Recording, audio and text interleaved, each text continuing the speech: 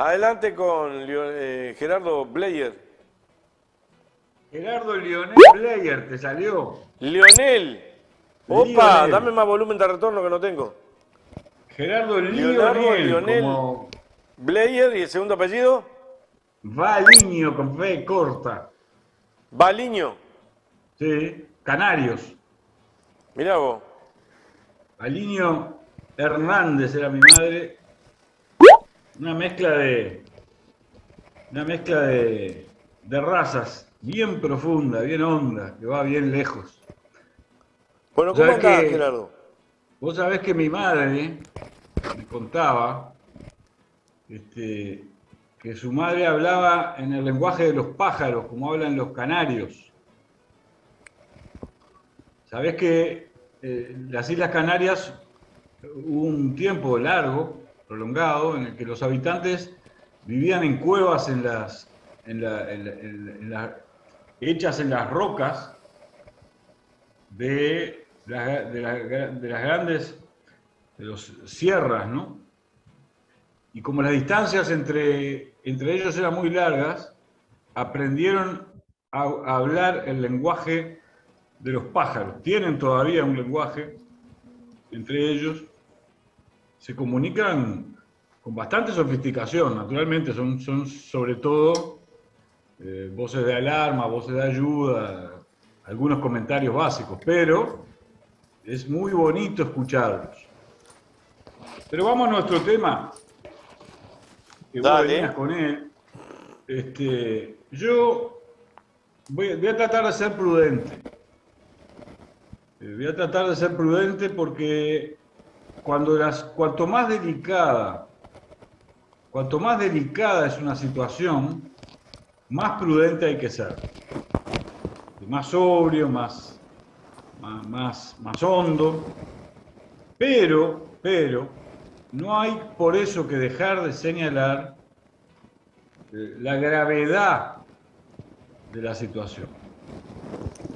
Hay muchas personas, yo he escuchado, he leído a muchos intelectuales que subestiman, por un lado, la importancia del neofascismo. Subestiman, ¿no? Dicen que es un fenómeno transitorio, un nacionalismo con algunos contenidos religiosos ultraconservadores, que vuelve a emerger frente a unos cambios muy acelerados en las conductas de los individuos, en las formas de interiorizar cosas nuevas, fenómenos nuevos, que siempre ponen nervioso a todas las tradiciones muy fuertes, que sienten que se les viene un cambio que les va a mover el piso.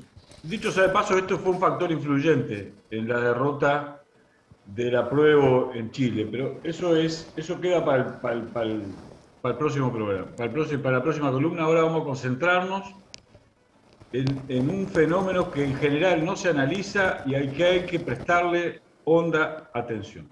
Veníamos diciendo, hay mucha gente que subestima la importancia de la emergencia del neofascismo.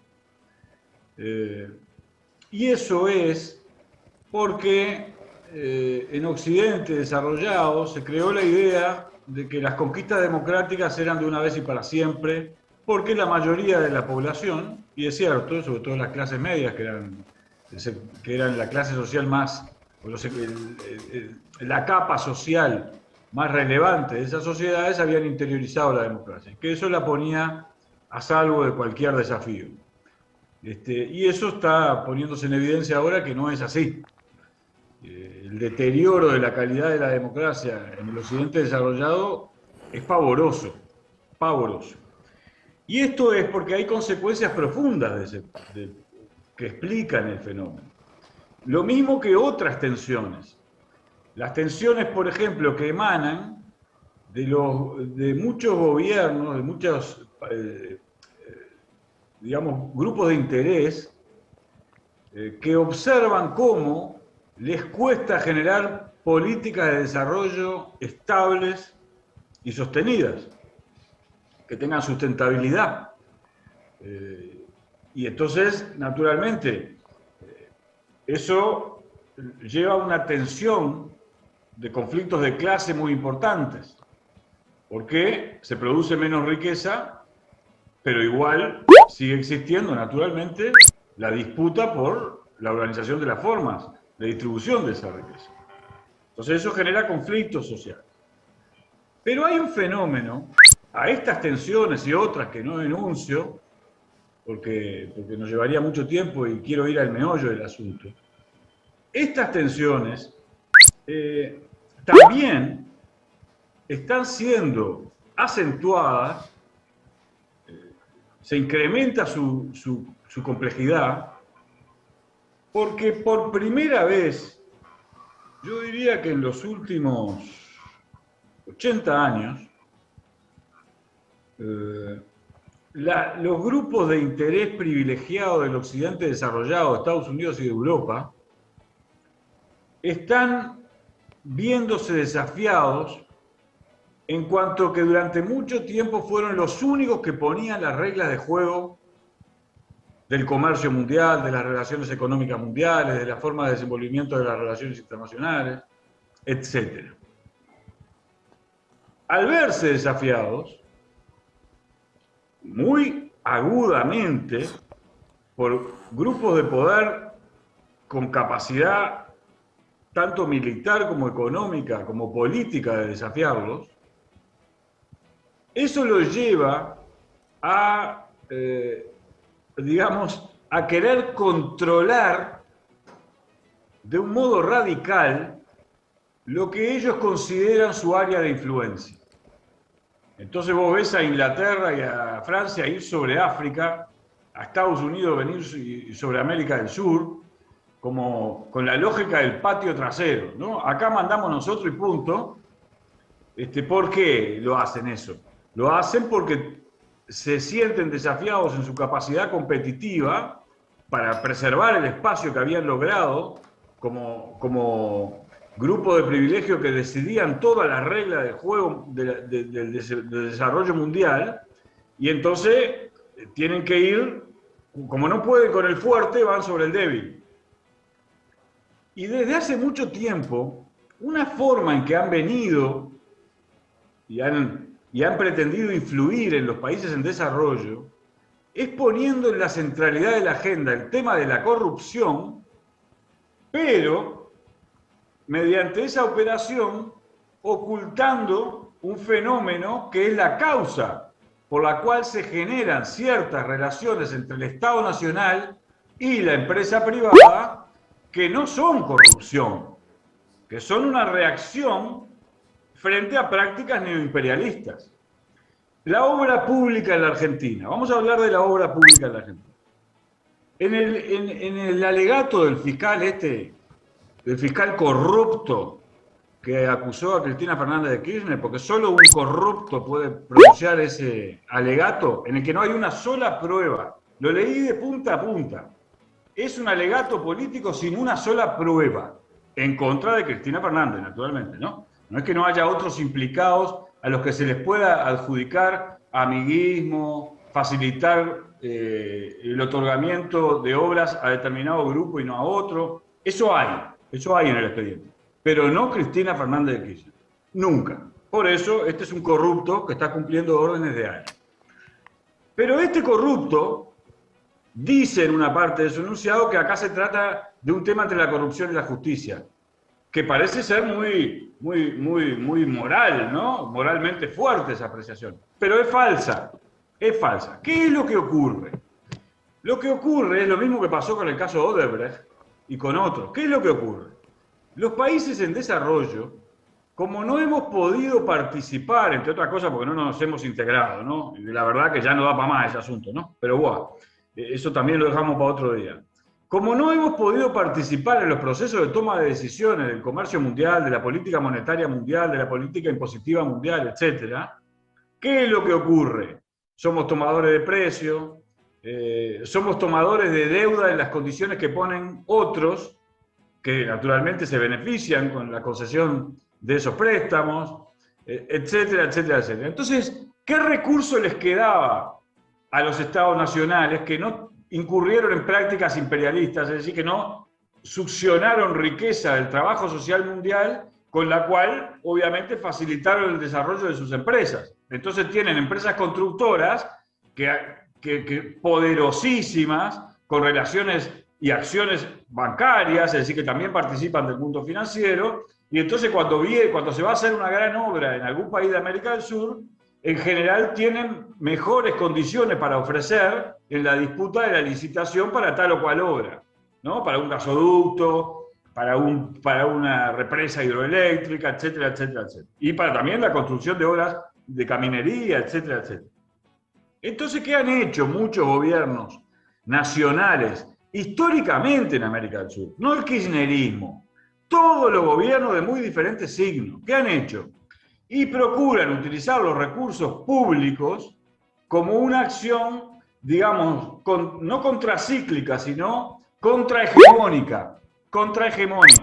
Es decir, cuando otorgan obras a empresas, tratan de que estos sean de capitales nacionales, para que ellas puedan desarrollarse a su vez, competir en otros mercados y además adquirir el conocimiento necesario para desenvolver y desarrollar las obras que ese país necesita para desarrollar sus infraestructuras, etcétera, lo que le posibilitará a su vez formas de desarrollo económico, abaratar los costos de la logística para llevar los cereales a los puertos, etcétera, etcétera. Todos los gobiernos de todos los signos lo han hecho. ¿Por qué lo han hecho? Porque cuando llegan al gobierno observan que las empresas nacionales no tienen la misma capacidad competitiva que estas empresas de los países que tienen políticas neoimperialistas, que las han tenido durante los últimos 80 años, de la cual se han beneficiado. Esto no quiere decir que no haya habido algunos avivados amiguistas, rosqueros, que se beneficiaban en grupitos chicos aprovechando esta situación. Eso no quiere decir, pero tiene una explicación esas prácticas. Tiene una fundamentación sin la cual, sin comprender la cual, no entendemos nada.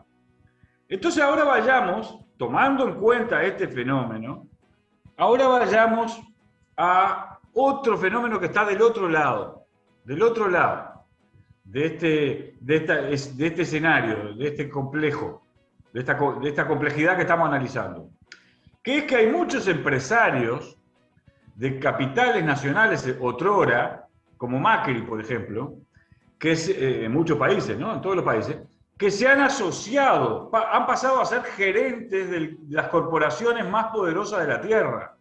Gerentes. Entonces les importa un pepino el desarrollo de sus naciones.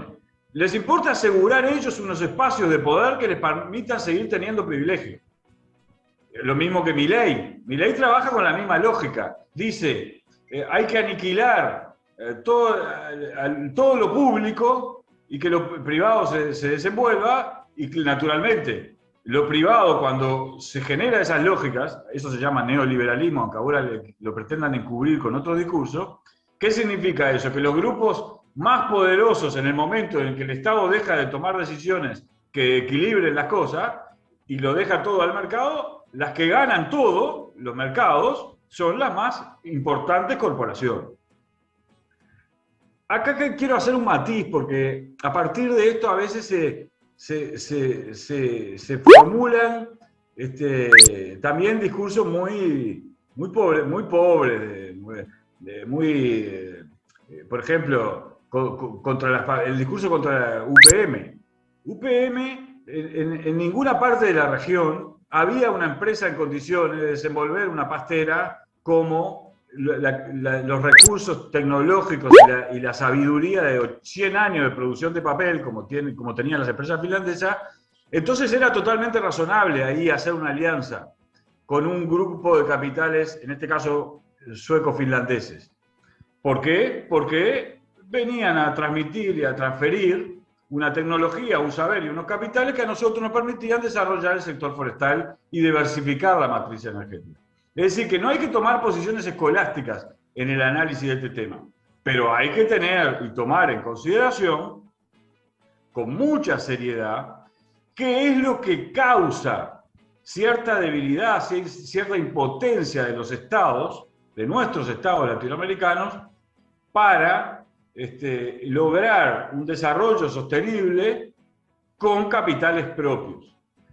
Hemos perdido, muchos capitales nacionales han perdido competitividad y han vendido, y otros han inventado, han comprado macris, digamos. Entonces gerencian sus intereses corporativos monopolistas, aprovechando que reciben ingentes recursos de sus estados nacionales, neoimperialistas, para imponerse en nuestros mercados, ¿no? Como cuando Movistar Telefónica venía y compraba por chirola las privatizaciones de la telefonía pública de casi toda América del Sur, menos en Uruguay, porque los paramos con un plebiscito, con una acción de democracia directa. Entonces, tomando ahora todos estos insumos para presentar la complejidad, y analicemos, yo no creo que sea ningún loquito suelto este muchacho que intentó matar a Cristina Fernández de Kirchner. Este muchacho era una especie de... Estaban preparando un sicario que no pudiera ser rastreado muy fácilmente de dónde viene, dónde está la mano escondida detrás de este muchachito que iba a disparar. Pero lo que buscaban, y yo por puro azar, lo que buscaban era generar una imagen monstruosa, era generar un hecho performático, además de eliminar a la principal líder política mujer de América del Sur y de buena parte del mundo, además de eliminarla para que no compita, porque es muy inteligente y piensa en los problemas y trata de encontrar soluciones, aunque yo a veces no comparta con ella porque venimos de distintas tradiciones, muchas fenómenos, muchas miradas sobre los fenómenos, pero nadie puede negar esto. Entonces, además de eliminar a un competidor mediante la violencia política práctica, no ya simbólica como venían haciendo durante los últimos años, sino ahora práctica, además de eso, pretendían generar un nivel pavoroso de inestabilidad y de polarización en la Argentina para voltear al gobierno, y quién sabe cómo se salía de esa situación. Porque vos imaginate, Néstor, la imagen y radiotelespectadores, compañeros, oyentes, amigos, ciudadanos, vecinos, imagínense si el tiro salía. La imagen, la monstruosidad de esa imagen sobre la espiritualidad de la sociedad argentina, sobre los efectos sobre las instituciones de la sociedad argentina. Entonces nos volvían a poner a la Argentina y a la región en una situación de inestabilidad social que a ellos les permite imponer luego las condiciones a estos grupos de privilegio poderosísimos que están detrás de esta pretensión de controlar todo en América del Sur. De controlarlo todo, porque como están siendo desafiados ellos a su vez por competidores igual de poderosos que ellos, por ejemplo, digamos los BRICS, que a mediano plazo son competidores que están en las mismas condiciones de discutir las reglas de juego en todas las esferas de la economía mundial y de la política mundial, ellos se ven tentados a resolver el problema mediante soluciones cortoplacistas que en el fondo no solo no resuelven el problema, sino que acentúan muchos de los problemas. Pero así funcionan los grupos de privilegio cuando se ven desafiados y no son lúcidos, no son inteligentes, no son serios. Reaccionan con la víscera, cortoplacistamente, vulgarmente, como está reaccionando la élite europea y como está reaccionando una buena parte de la élite norteamericana. Entonces, frente a este nuevo escenario geopolítico mundial. Entonces, lo que para mí era muy importante transmitir hoy es que frente a esta realidad compleja, nosotros tenemos que ser mucho más serios y exigir a nuestros dirigentes valorizar la política y no desvalorizarla. Porque en el caso del Uruguay están ocurriendo algunos fenómenos de alguna gente que juega a la política. Porque como viene de un mundo privilegiado, nunca le faltó nada, por el contrario, ¿no? En fin, se participan de fiestas muy simpáticas en la Embajada Argentina o o casas de Punta del Este, ¿no? Y parece que participan de la política como divirtiéndose y entonces pueden dejar correr. Y por ejemplo, este muchacho Robert Silva, que se lleva, que negoció con alguien para que tirara piedras, que fue a hacer una provocación al cerro, para tener protagonismo, esa cosa performática neobebeliana, neofascista, que ese señor tiene que saber lo que está haciendo. Esas prácticas, o el presidente de la República le pone límites, o pasa a ser cómplice de esas prácticas. Y ahí entramos en otro escenario y en otra lógica. Y aún así, en la observación de que hay sectores del gobierno que están desmadrados, con prácticas que desvalorizan la política, nosotros tenemos que actuar con enorme inteligencia política, sobriedad, prudencia, porque la calidad de la convivencia democrática tiene que ver, dice relación, con nuestra capacidad como nación de seguir existiendo, si tomamos un horizonte de unos 40, 50 años, de seguir existiendo como comunidad productiva, política, cultural y espiritual, llamados orientales uruguayos. Nada menos que con eso tiene que ver la calidad de la práctica política. Entonces, no tenemos que dejar que algunos grupitos cortoplacistas, vulgares, resentidos, porque algunos de ellos son resentidos, porque acumularon resentimiento, porque el mundo no se desenvuelve como ellos idealmente quisieran que se desenvuelva, sino que se desenvuelve como se ha desenvuelto históricamente, con enorme cantidad de problemas, de conflictos de clase, de intereses, con disputas a veces pero muy tensionantes, que ellos prefieren no explicar, porque si las tienen que explicar, tienen que pararse de un lado o del otro, ¿no? Y como muchos de ellos quieren estar en un lugar impoluto, en el que vienen con discursos moralistas, ¿no? ¡Viva la democracia! No alcanza con decir viva la democracia. Hay que cuidar a la democracia, hay que profundizar a la democracia, hay que consolidar las instituciones de la democracia. No venir con el discurso viva la democracia y la libertad y después, en su acción política, deteriorar la calidad de la democracia y reducir los espacios de libertad para favorecer a grupos de intereses oligárquicos, plutocráticos o corporativos monopolistas neoimperialistas. No, y nosotros tenemos que hablar con la sociedad, explicarles esto, mostrarles esto, que puedan percibir la complejidad para tomar decisiones una y mil veces en los territorios, en los hogares, en los barrios, en los departamentos, hablar, y también con los mejores políticos, lo más sano que haya, sea de donde sea, la tradición que sea, escriba a la doctrina filosófico-política o espiritual que sea. Hablar con todo el mundo, porque quiero enfatizar lo que sigue y con lo que empiezo a concluir esta columna. Estamos en un momento monumental de tensiones civilizatorias que tienen fundamento económico, estructural, que tienen fundamento institucional, cultural y que tienen un fundamento geopolítico, militar. Todos estos fenómenos juntos están operando sobre la crisis mundial.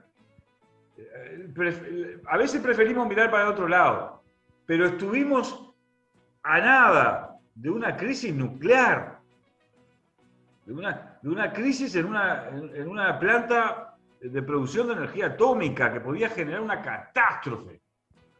Estamos a nada de que se desate un conflicto desmadrado militar en alguna región del mundo. Siguen ocupando espacios organizaciones del crimen organizado vinculadas a la producción de dinero para el sistema bancario, que de paso les viene bien, porque adquirieron deuda que quiero ver cómo van a pagar, muchos de los estados abriendo el billete, ¿no? Abriendo la maquinita. Es decir, hay muchos fenómenos juntos produciendo una enorme cantidad de tensiones.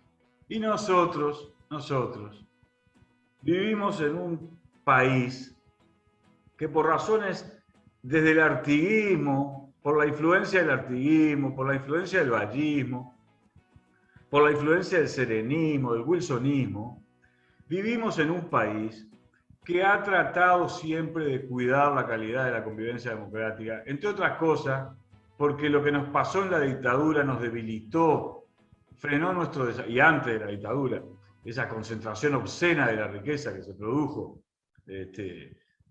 cuando nos adscribimos a política tecnoburocrática en lugar de pensar nosotros nuestras propias prácticas, decidir nosotros con inteligencia colectiva nuestro propio destino.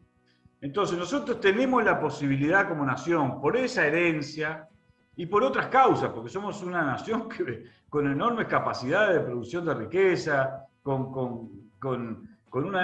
todavía preservamos, a pesar de que hay un deterioro, sobre todo en las élites, dicho sea de paso, todavía preservamos una cultura general muy elevada, una clase media bastante estable, trabajadores maduros, con sindicatos maduros, empresarios que tienen y han buscado y buscan dinamismo productivo y se las ingenian para crear esto, para crear lo otro, en muchos sectores de la economía, tratar de estar a la vanguardia, pensar en grande algunos de ellos, pensar en el mercado regional, etcétera, etcétera, etcétera. Entonces, es un crimen entrar en esas lógicas.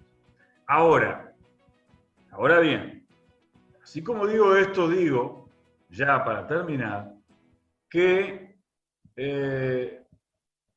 la paciencia se agota. Porque el movimiento popular del Uruguay, que es uno de los más maduros del mundo, nunca se propone cosas que no puede lograr, aunque desearía una sociedad del pan y de las rosas mucho más armónica y equilibrada, donde la libertad y la igualdad sean hechos reales, no solo voluntad político-jurídica de lograrlo, sino que sean una base seria, material y espiritual consolidada. Han tenido y siempre han tenido, salvo algunos periodos históricos en que no hay nadie que no pierda el control porque la crisis hace implosionar a los sistemas, han tenido una gran madurez, sensatez, pero tiene límites. La capacidad de aceptar determinadas acciones, tiene límites. Porque que vos pretendas linchar a un senador de la República para encubrir que entregás un pasaporte a un dirigente narco y después se te muere en la cárcel otro y después llevás patotero para generar un conflicto vos mismo. ¡Aflojá, hermanito! ¡Aflojá! ¡Usá el cerebro! Dirigir un país es un asunto serio. Porque el talante y la paciencia del movimiento popular tienen un límite. Entonces no pasen ese límite. No sean irresponsables. No pasen ese límite. Eso era cuanto quería decir, estimado querido Néstor. Sí, nos quedan un par de minutos.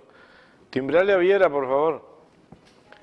Nos quedan un par de minutitos, porque tiene que ver con eso que planteaste ahora al final. La paciencia tiene un límite. Hasta ahora viene bien encauzado y viene desembosado una oligarquía local que, muy bien lo expresaste en la columna, utiliza la política como un juego, al borde del sistema político, casi al borde de la Constitución. Porque es un juego a ver cómo le fue, cómo le fue, y tendrá alguna anécdota para contar. Los que hemos estado en política y con cargos legislativos, en el caso departamental, hubo locales, hubo diputados, hubo senadores, hay que cuidar muchísimo esa herramienta. Yo muchas veces digo en este programa, ¿qué diría el viejo Santoro? ¿Qué diría el viejo Wilson Ferrer Aldunate? ¿Qué diría el viejo Carlos Julio Pereira? Y entre otros, en cuanto al respeto del respeto y la pelea por defensa de la democracia, que esto a Zampaboya, palabra criolla mía del Colorado, Zampaboya, están haciendo al borde de lo que... La honestidad con la que participaban de la vida política y del debate político. No la mentira, la posverdad, el cinismo, la creación de hechos para orientar, manipular a la opinión pública. Eso no tiene nada que ver con Dardo Ortiz, ni con Gigliotti, ni con los viejos dirigentes políticos del Uruguay, ni mucho menos, naturalmente, con Wilson, Sereni. Nada absoluta, con el propio Jorge Valle. Nada, absolutamente nada que ver. Y ellos se creen que están jugando, o dejan jugar a estos equipitos de gente de la comunicación neobebeliana. Se creen que están jugando y le están haciendo un enorme daño a la República, de la que después se llenan la boca hablando de la República. ¿Me entendés? Sí, claro, yo te daño. voy a nombrar... ¿Y por qué? ¿Por qué? ¿Por qué? Porque quieren evitar que la izquierda vuelva a ganar las elecciones. Pero discutan ideas, gestionen bien, resuelvan los problemas de la sociedad y entonces la izquierda no volverá. Ahora, si facilitan los procesos de concentración de la riqueza, entonces sí tienen que recurrir a estos instrumentos. Pero eso está bien, uno puede entenderlo, tienen intereses de clase. Lo que no pueden entender es que no comprendan la gravedad de la situación mundial y no actúen con la altura, la densidad espiritual e intelectual que exige a la política en un momento de tanta... Ahora, la altura, la densidad intelectual y todo lo que vos estás diciendo, lo que les interesa es el bolsillo. Punto. Lo han demostrado. Yo prefiero todavía creer que no, aunque empiezo a dudar. Si querés que te diga, pero yo prefiero creer que no, que todavía hay reservas, que ellos mismos pueden buscar en su propia tradición. Yo todavía quiero creer que no, pero dentro de unos meses lo vamos a ver, porque estas cosas, el mundo está complejo ahora, y la actitud y la inteligencia política con la que hay que actuar frente a esa complejidad es ahora. Eso sí que es ahora. Y no, también no es cierto, Gerardo, también es cierto que los medios de comunicación que son parte de esta clase dominante, hoy, por lo menos la parte más rancia, expresivamente hablando, están al servicio de eso que escapa a lo local. Yo no me puedo agarrar con la gente que está llevando y diciendo permanentemente cosas que no son meramente la verdad, sino una verdad media, por lo tanto no son la verdad, sino que hay un paquete latinoamericano. Yo no puedo escapar, a ver, ¿cuántas costumbres tenemos de Argentina acá? ¿Cuántas costumbres tenemos? Se nos pegan, che, vos, el vos y yo, nada más. ¿Cuánto se nos pega? ¿Cuánto se nos está pegando a través de los medios de comunicación en Argentina? No le voy a echar la culpa a los medios de comunicación en Argentina, es decir, la responsabilidad que vos llamabas de la centralidad o del sistema político uruguayo, particularmente de una derecha que está gobernando, lástima que es de extrema derecha, Gerardo Bleier. Sí, hay una parte ese es exactamente muy dura, un núcleo muy duro de extrema derecha que envalentona a los propios uruguayos para que se peleen entre sí, y eso a mí, lo veo venir hace tiempo. Sí, exactamente. Tenemos a Carlos ahí, yo no quiero robarle un minuto, pero efectivamente el problema de que una parte de la derecha del Partido Nacional está compitiendo con la ultraderecha de Cabildo Abierto está causando problemas a la calidad de la política en Uruguay. Sin duda, gravísimos problemas. Te dejo y la seguimos este mismo tema en otro momento. Un abrazo, gracias por estar.